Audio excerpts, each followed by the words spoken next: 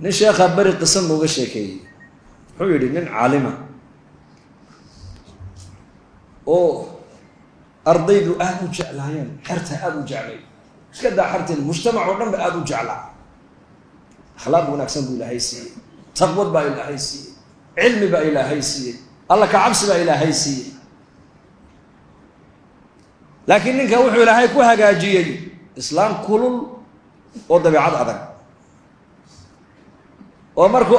inta uu magaalada socdana kabihiisa inuu qaato looma ogolo masalladu ku tukanaya inuu qaato looma ogolo aqalka markuu galana islaanta ku shaqaysata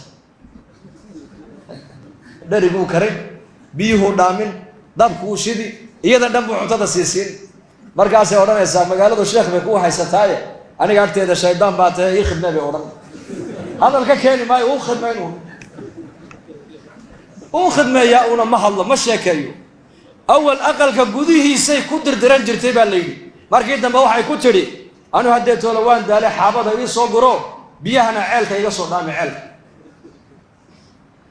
ninka sheekhana waa ninka magaaladu kabihiisa inuu qaato uma ogolo jacaylo iyo ixtiraam ay u qabaan markaasuu yidhi ilaahow i astur ilaa haddii la ogaado sheekhiio xaabo guraaya oo biyihiina dhaaminaya dadka waxay odhanayaan war sheekha aqalka dhib baa ku haysateen inkaar qabtadani waa maxay sheekha dirata waa la habaarka ku dhici taabuu markaa uga baqayaayo wuxuu yidhi ilaahow miskiinta xaaska aad iga dhigtay umulciyaalka ilaahu ha igu hoojina maanta igu astur magaaladiibuu ka baxay ardaydii buu yihi muraad yar baan leehay iska hadhay buu marka xaabadiibuu soo guraya dhul cidluu tagay xaabadiibuu soo guray meel buu ku ururiyey biyihiibuu dhaamiyey ilaahow aniga islaantaas ilaahow islaantaayo ummadda kale ilaali buu yidhi libaax socdo unbaa u yimid oo hor fadhiistaa la yidhi sheekhi xaabadiiyo qurihiibuu saaray libaaxii biyihiina dhinaca kaleu ka soo saaray magaaladiibuu la soo maray sheekhiioo libaax wata markaasaa la yidhi awalba inuu mu'min ilaahay ku xidhan oo karaamo le waan ogeyn inuu ahaaye maantayba karaamadiisii daahirtaa la yidhi albaabkiibuu hor dhigay islaantii meel bay ka qaawisto libaax bay aragtay alaabta usoo sida ilaahu inuu soo gelin libaaxaas ilaahu libaaxa igu soo gelin dibadiibuu markaa libaaxii joojistay halkiibuu kaga dhaadhiciyey xaabadii biyihii libaaxuu iska socday isagaa markaa xaabadii aqalka soo geliyey biyihii buu soo geliyey markaabay ku tidhi dameerka foosha xunne maanta soo rateen ayaa kugu caawiyey ka tiri nabiga ku salliya ina kayda kuna cadiim ilaahay baa sheegay soo maa hadda way arkaysaa indhahayga ilaahay inuu u gargaaray ninkaas maca daalika haddana ma sadaqayso waxay ku leedahay war dameer fool xumaad wadata maanta xagga ka keentay oo iska aamusay markaa muddo yar kadib islaantii baa ka dhimatay sheekhii maadaama islaantii ka dhimatay iyadoo aanan la ogaan dhibta isaga ay ku hayso dadkii iyo magaaladii baa isku tegay waxaa la war sheekha gabadh wanaagsan oo akhlaaq wanaagsan oo xaaskiisii hore kaloo lamida waa in loo doondoonaa gabadh wanaagsan baa loo keenay oo sheekha qadarkiisa garanaysa daadna ma aragtaanay markaasa haye aqalkii baa loogu hooyey dee waxay tidhi way og tahay sheekhu inuu libaax soo raran jiray ma og tahay iyadna waxay leedahay sheekhu libaaxiyo wuxuu soo rari doonaa iyo ma aragtaanay libaaxii baa biyaha iyo xaabada kuu keeni doona dee markaaba de sheekh xaabadii iyo biyihi way naga dhammaadeene markaasuu dhib male iska fadhi insha alla ilaahay baa noo keeni dooneen dhulkii buu tegay libaaxii ma iman de markaas isagii baa markaa ay noqotay inuu xaabadiina soo guro biyihiina soo qaado markaasa magaaladii la soo dhex maray waran inkaar qabtada sheekha aan u dhisnay ee sheekha raratay maxay ahayd oo sheekh libaaxiina may baa lagu yidhi wuxuu ihi libaaxii islaantii hore iska lahayd buu nabiga ku salliya akhlaaqda allah hayna siiya innaka yacni qisadaasi waxaan u soo qaatay haddii akhlaaq wanaagsan aada leedahay dadka ugu xaqle inay arkaan waa dadkee waa dadka guriga jooga caaisha radia allahu canha baa nabiga la weydiiye oo lagu yidhi nabiga akhlaaqdiisa ka waran baa lagu yidhi aqalka markuu joogo siduu ahaa marada ka googo'day buu nabigu karkaran jiray tiri kabta ka go'dana isagaa gacantiisa ku tolani jiray neefkiisana isagaa maalan jiray annakana aqalka dhexdeeda adeeg waxaan u baahanay buu noo qaban jiray tiri laakiin salaadu hadday gaadhay tiri caaisha nabigu salaadu uu soo bixi jiray bay tiri ninkee baa maanta odhanaya intuu xaaskiisa ku yidhahda iyo hablihiisa aabba bal maanta nasta anaa dhariga inii karana muu jiraa aniga maanta dhari karinta igu daaya ma dhici karto waxaaban u aragnaaba ihaano inay tahayba inuu ninku reerkiisa u khidmeeyaa uu xaaskiisa u khidmeeyaa uu ubadkiisa u khidmeeyaa uu noqdaa nin adeegayo akhlaaq wanaagsan waxaan u aragnaaba nin doqon oo islaamtu ay ka adag tahay inuu yahay khuluq akhlaaqda nabigeena calayhi salaatu wasalaam qofkii ugu horreeye ka markhaati kacay akhlaaq wanaagiisa waxay ahayn xaasaskii rasuulkeena u naxariis badnaa u dhibrin badnaa marka qiyamka wanaagsan buu nabigu mujtamaca la dhex marayay mujtamaca reer madiina wala fiirso inan dhalinyara ka kacay masjidka dhexdeeda gacantuu taagay yaa rasuul allah ani zinada ha lay fasaxa buu ma dayn karaye wallahi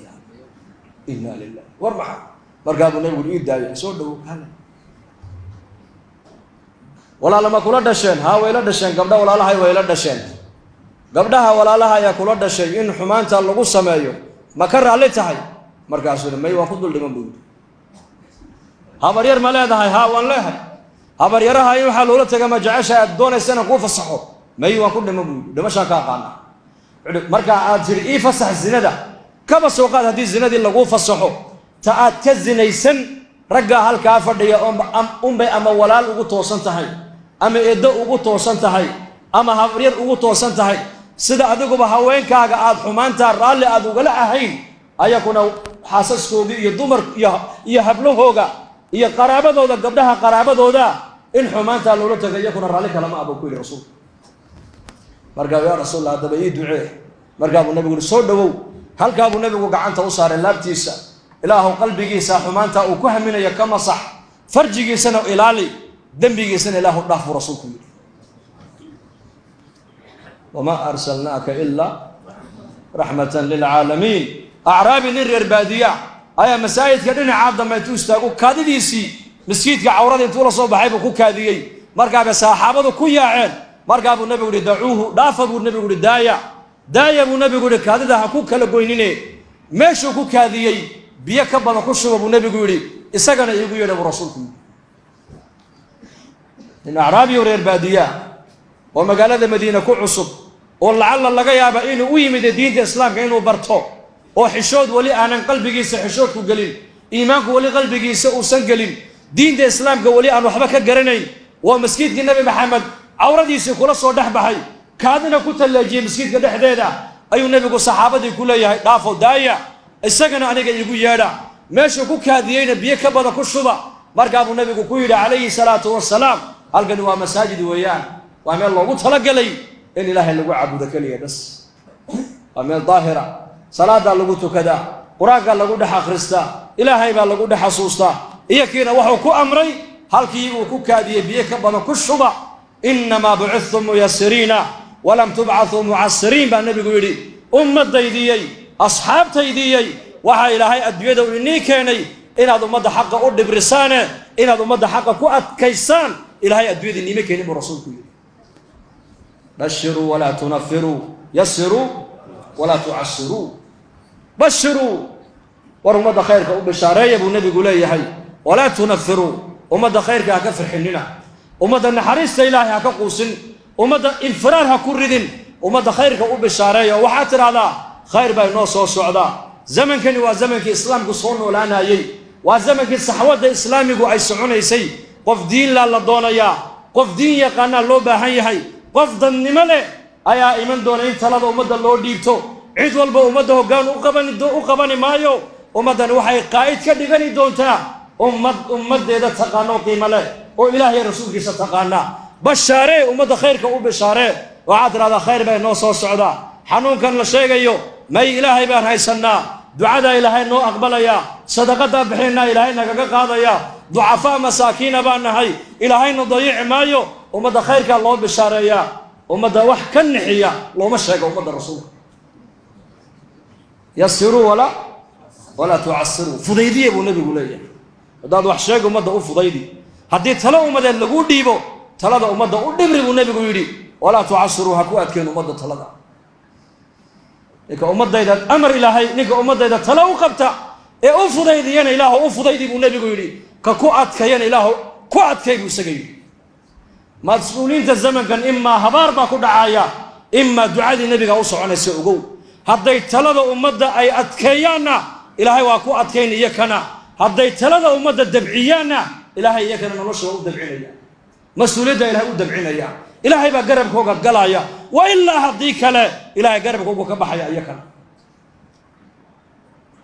marka dariiqad buu nebigu noo jeexay dariiqatu lxayaat la yidhahdo saad u noolaan lahayd buu nebigu kuu jeexay waddadeydii marka meel kale ha u leexan ayuha almuslim soo noqo ilaahay u soo noqo diintiisa wa ana hada siraatii mustaqiima fattabicuuhu waa kaa jidkii toosnaa soo raaca la leeyahay toosan yahay waxweecad ma le ilaahay baa raalli kaaga noqon oo nebigiisaa raalli kaaga noqon oo islaamnimada kolkaas sideeda aad u qaadato noloshaada adduunyadiiyo taakhira ku wada hagaagi diintu nolosha way fudaydin lidaalika nebigu calayhi salaatu wasalaam shaksi wuxuu ahaa diinta islaamka isaga lagaga daynayay buu ahaa markaasuu nebigu noola yimid akhlaaq wanaagsan dhaqan wanaagsan dulqaad badan sabir badan adkaysi badan naxariis badan dhibrin badan iska dhex socday dadka uu la cunayay iyaka uu la fadhiisanayay uu la safraayey uu la soconaayey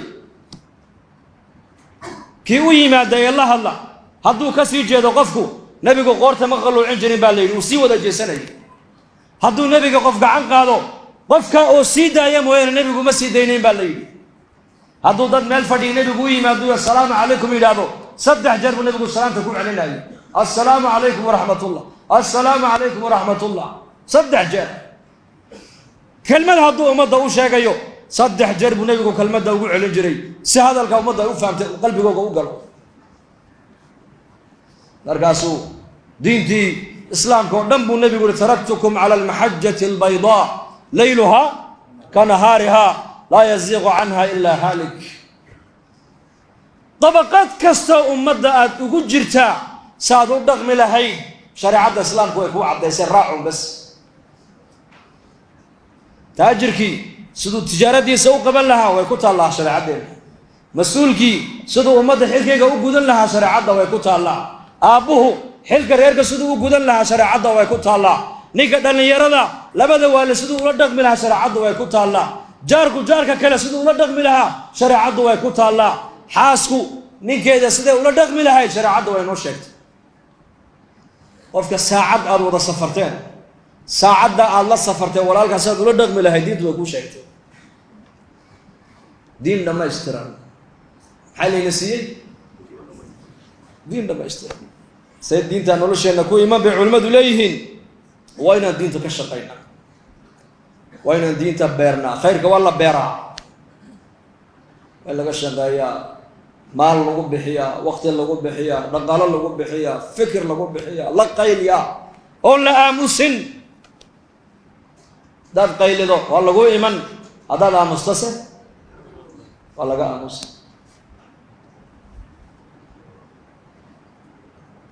aydu dabeecaddooda habeenka way ciyaan soo jeed mise way seexdaan ya soo jeed aydii baa isku timiday way tashadeen waxay yidhahdeen anigo dadkao dhan habeenkii khalqiga o dhan habeenka waa jiifsadaane way jiiftaan oo xayawaankii xoolihii wix o dhan way hooyanayaane innaka maxaa ina wareejiye waata aydu habeenka way wareegtaan soo madarka salaada fajr markaa ka baxnay seexdaan baa la yidhi habeenka o dhan bay qeelayaan xaggan u kaciy xaggan u kaciy xaggan u kaciy waxay ku tashadeen baa la yidhi khalqiga inay wax la qabaan ay wax la wadaagaanoo oo habeenka inay iska seexdaan tuug baa markaa ogaatay ayadii inay seexatay tuugtii baa magaalada usoo dhacday ila aygu habeenkii muxuu sheegaa tuugtuu sheegaa tuug walba aqalku ku hagaagay wax ka dhacay baa la yidhi tuug baa markaa aqalku kusoo hagaagay wuxuu is yidhi kuwan waa fuqaraa waa masaakiin aqalkooga wax ma dhex yaalle urgacan yar ومدوم دوكمنا أركايو كيش كوريدو أي يرو مركات ماشي الفرديون ده صار له سوري مبتة أي دي معي سوري الله سيحنا له سوري أي جيب كوري تكيش قال لي بناك يولدك ولا بحال نو ولا بالحالة أي دي بيلاقي نجي فيه والله على شقتك صدق لعب بالذهب بالدر بايد أنا أقل يرى ضد ضعفاء ومساكين أكو هجاجو أرجع يرمى كسهلين كيش كي واحد كسر مع أير صوت تعب خسار ما وحناقي وروان تعب خسارة وان تعب خسارة لقي قعمو كجبي أيدي فأوال كابو وعلى أيدي يقول جبان وقعان جبان أيدي ويمي دوي القرآن كي هبان هورا لك يعني هلا كنا قدوم ده بيقول صليا ومحل لوجن نقوم بالليلو وحيد وحويري قيل ذهبين كي عن قيليني أنا كان الدم بينه هيد ومدنا الدم بيهيد اسمع أيها المسلم والله حق إنك كأمصاب النبي يقول والشيطان أفلم رسولك باطل كمان تميل والبكم مقضى هذا الدعاء نقول إن لم تكن داعيا فتكون مدعوا هذا عدو مدى خيرك أقويارين هذا شرك الله أقوياري أقو إنان يردنا الله بحيه قيلا كنا بدقلينا هذا مستسمية هذا مستعدقنا والله أمسي مالما تقدم بسنة ومدى خيرك وضع ويران دون تاي أقادا مركاينا دعوة أكعنو قيلا دوا دعوة وياه وشغاد دينتا علماء كلية أنا كديني عامدينا علماء دلين يردينا أضيدينا تجارتنا فقردينا شغالهنا مدحدينا مجهنا دينتا ددال كينا قعمها سوق بصنو نيودا إن شاء الله ده هذا وريان نيودا بالقعنتها تابو إنه شغالة دينة الله أقبل إلهي كدقو الله ينقدقو سعودي أرجروبه أنكو خميس بوصاصة نصعنا اجتماعي بوصاصة خميس تدعي دونا أفر بلودي أفرتن جماعة بدل ما رجعنا إنا كبح ولا بقول جماعة ده إني كنا عاصمة دي واحدين وطن كي سعودي أرجروبه جماعة كنا إن شاء الله هذا مستنى